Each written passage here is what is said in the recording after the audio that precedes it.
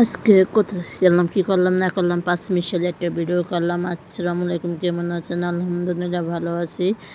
সকালে উঠে ঘর গোছাইতে যাইয়া বিছনা ঝাড়ু দিতে যাই, দেখি বিছনার উপরে এতগুলো মোবাইল তাই বললাম যে মোবাইলের অভাব নাই। আর এদিকে আমরা যেহেতু সকালে নাস্তা খেয়েছি, পরে রান্না বাড়া শেষে পরে দেখে আমার মা দেশ থেকে একটা কাঁঠাল পাঠাইছে, এবার আরেকদিন একটা পাঠাইছে আমাদের দেশে। এবার আমাদের গাছে এরকম ছোট ছোট কাঁঠাল হয়েছে, কিন্তু অনেক মজা, টেস্টি, আর এত সুন্দর কোষ। তাই আড্ডা হ্যাঁ, কাঁঠালটা ভাঙতেছি, ভাঙার পরে হাতে সরষের তেল দিয়ে আনাইছি। আর দেখেন কোনো একটু মনে হচ্ছে খালি নেই, এত কোষ হয়েছে আর এত মজা, এত মিষ্টি। তাই প্রথম কোষটা উড়ে আমি খেয়ে নিলাম। আর দেখেন অনেক মিষ্টি, অনেক টেস্টি ছিল। আর এদিকে আমি সব জিনিসগুলো উড়ে ফেলে পরে ময়লাগুলো ফালাই দিলাম। আর এদিকে আমার এক চাচা অসুস্থ, যেহেতু হসপিটাল নিয়েছে, তাই একটু হসপিটাল গেছিলাম।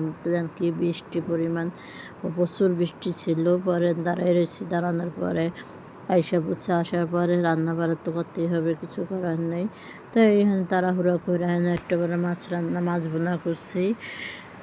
এই তেলাপিয়া মাছ এভাবে বোনা করলাম, মেয়ে আর ছেলে অনেক পছন্দ করে, তাই জন্য এভাবে বোনা করছি। আর এখন আর মেয়েও তেলাপিয়া মাছ খাইতে চায় না, শুধু মাথাটা খায় বসে বসে, এখন এটাও খায় না।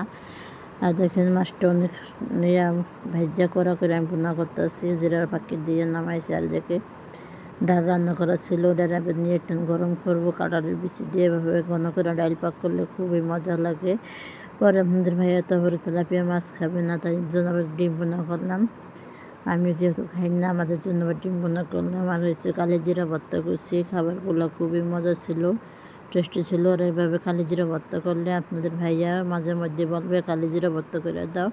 আর কালি জিরা এরকম মানুষ নেই যে না পছন্দ করে না, ভর্তা খায়, সবাই খায়। আর ডাল, আলু ভর্তা, কালি জিরা ভর্তার সাথে যদি ডিম ভাজা হয় খুবই মজা লাগে।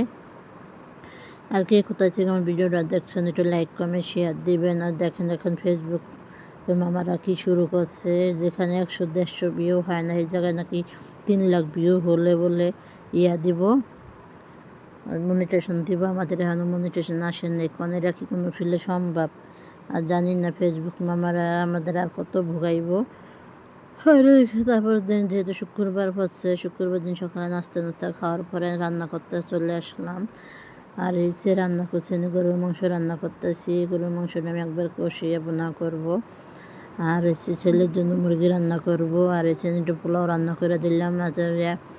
এগুলো আমার চচ্চড়ি করবো, এগুলো আমি দিয়ে দোকানে খাবার তাড়াতাড়ি পাঠিয়ে দিছি। আর পোলাও রান্না করে মুরগি দিয়ে আমার ছেলের খাবার খেতে দিব, যেহেতু আমি আজকে একটু হসপিটালে যাবো, আমার বড় বোনের সাথে তাড়াহুড়া করতেছি। এদিকে দেখেন আমার রান্না বাড়া সব কমপ্লিট হয়ে গেছে, বেশি একটা ভিডিও করতে পারি নাই। আর যেহেতু আমি বসুন্ধরা যাই আমার বোনের সাথে চলে যাব হসপিটালে, তাই আমি তাড়াহুড়া করে আমার ছেলে মেয়ের খাবার দিয়ে বসুন্ধরা চলে যেতেছি। আর দেখুন বসুন্ধরার সামনে দিয়ে এত সুন্দর গাছগাছালি, আর কি সুন্দর ভিউ, আর এত ভালো লাগে যাইতে এই সময়, তাই আবার হালকা হালকা একটু ভিডিও করলাম।